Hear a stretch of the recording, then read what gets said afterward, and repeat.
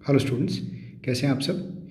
पिछली वीडियो में आपने विलोपन विधि सीखी थी और आपने ये देखा था कि प्रतिस्थापन विधि के बजाय विलोपन विधि ज़्यादा कारगर सिद्ध होती है। तो आज हम जो आपकी प्रश्नावली 3.3 की शब्द समस्याएं हैं, वर्ड प्रॉब्लम्स जिसको हम कहते हैं, जिसमें इस तरह के प्रश्न होते हैं, वो हल करेंगे। उसमें पूछी गई है प्रतिस्थापन विधि से हल करने के लिए, लेकिन हम हल करेंगे विलोपन विधि से, जो आपने पिछली वीडियो में सीख ली है। ठीक है, आइए पहला क्वेश्चन देखते हैं। तीसरे क्वेश्चन का पहला भाग, दो संख्याओं का अंतर 26 है। अंतर 26 है, मतलब एक संख्या बड़ी संख्या में से छोटी को घटा दें तो 26 आता है। और एक संख्या दूसरी संख्या की 3 गुना है। एक संख्या दूसरी संख्या की 3 गुना है का मतलब ये होता है कि जो बड़ी संख्या होगी वही छोटी की 3 गुना हो सकती है। तो संख्याएं ज्ञात करनी है आपने। तो आपने क्या करना है, मान लीजिए कि बड़ी संख्या x है और छोटी संख्या y है। अब जो प्रश्न के अनुसार अगर हम चलें तो दो संख्याओं का अंतर 26 है, तो बड़ी में से छोटी को घटाएंगे तभी 26 आएगा ना। तो x माइनस वाई हो गया 26। एक समीकरण ये बन गया आपका। और दूसरा है, एक संख्या दूसरी संख्या की 3 गुनी है। अब बड़ी संख्या कौन है, x, वो छोटी संख्या यानी कि y का 3 गुना है।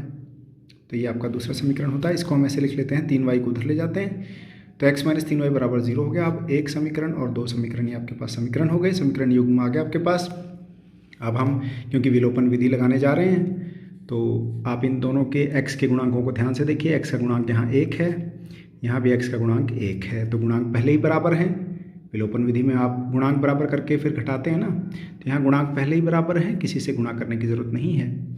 तो आप सीधा घटा दें, समीकरण 1 में से समीकरण 2 को घटा दें। घटाने का अर्थ होता है चिन्ह बदलना। तो यहाँ प्लस का चिन्ह था तो यहाँ माइनस कर दिया, यहाँ माइनस था तो यहाँ प्लस कर दिया, यहाँ प्लस था तो माइनस कर दिया। अब आप देखेंगे कि ये x में से x घटाए तो कट गया, और minus Y plus 3y, minus 1 plus 3 तो प्लस 2 हो जाता है। यहाँ 26 में से 0 घटाए तो आपका 26 ही आ जाता है। तो y आ गया 26 और ये 2 भाग में चला गया, तो y हो गया 13। ठीक है ना, यानी कि छोटी संख्या आपके पास 13 आ गई। तो अब पहला समीकरण है x माइनस वाई बराबर 26, इसमें y की जगह 13 ले लें आप। तो x क्या होगा, 26 प्लस वाई। तो x माइनस वाई बराबर 26 में आपने 13 प्रतिस्थापित कर दिया, तो x माइनस 13 बराबर 26, तो x हो गया 26 प्लस 13 यानी कि 39। तो दोनों संख्याएं क्या क्या हो गई, 39 और 13। घटा के देखिए, इनका अंतर 26 आता है, और एक संख्या यानी कि 39 13 का 3 गुना भी है। तो दोनों कंडीशन हो गई आपकी। तो चलिए दूसरे प्रश्न पर चलते हैं।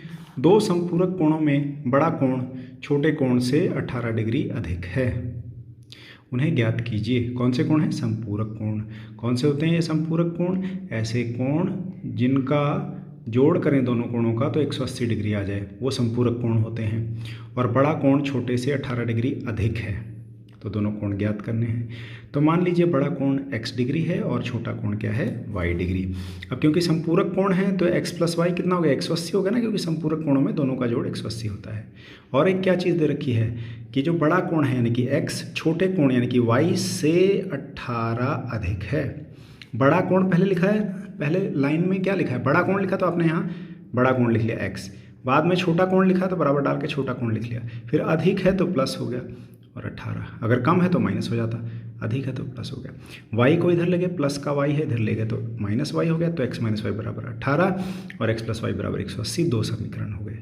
अब ये दोनों समीकरणों में आप x के गुणांक देखिए, यहाँ x का गुणांक है 1, यहाँ भी x का गुणांक है 1, यानी कि दोनों गुणांक बराबर हैं। तो कौन सी विधि लगा रहे हैं, विलोपन विधि।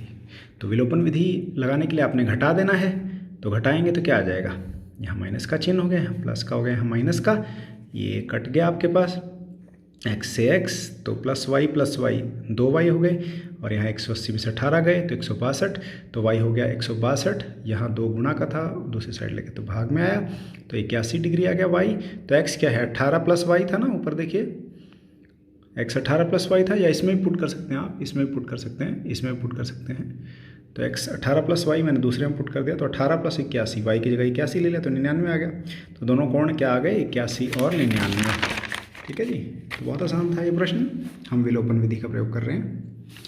तीसरा भाग है, एक क्रिकेट टीम के कोच ने 7 बल्ले तथा 6 गेंदें 3800 रुपये में खरीदी। 7 बल्ले खरीदे हैं, 6 गेंदें 3800 रुपये। बाद में उसने 3 बल्ले और 5 गेंदें 1750 रुपये में खरीदी। तो प्रत्येक बल्ले और गेंद का मूल्य ज्ञात कीजिए। तो आपके पास दो चर हैं, एक बल्ले का मूल्य और गेंद का मूल्य। तो यानी कि आपके पास एक को x मानना है और एक दूसरे को y। तो मान लीजिए एक बल्ले का मूल रुपये x है और एक गेंद का मूल रुपये y है। एक बल्ले का मूल्य रुपये x है तो पहले 7 बल्ले खरीदे हैं। एक बल्ले का मूल्य है x तो 7 बल्ले हैं, कुल मूल्य कितना हो गया 7 गुणा x। फिर उसके बाद 6 गेंदें हैं, एक गेंद का मूल्य y है तो 6 गेंदों का कितना हो गया 6 गुणा y। अब 7 बल्ले और 6 गेंदों का कुल मूल्य हो गया 7x प्लस 6y, लेकिन उसने कहा कि वो हमने 3,800 रुपये में लिए हैं तो बराबर हो गया 3,800 के। फिर 3 बल्ले और 5 गेंदें, 3 बल्लों का मूल्य होगा 3 गुणा x, 5 गेंदों का मूल्य हो गया 5 गुणा y, कुल मूल्य हो गया 3x प्लस 5y, लेकिन हमें कुल मूल्य कितना दे रखा है 1,750। तो ये दो समीकरण आपके सामने हैं। अब आपने कौन सी विधि लगानी है, विलोपन विधि। तो विलोपन विधि, जब तक कोई नाम ना लिखा हो विधि का, आपने विलोपन विधि लगानी है क्योंकि सबसे कारगर विधि यही होती है। यहाँ x का गुणांक है 7, यहाँ x का गुणांक है 3।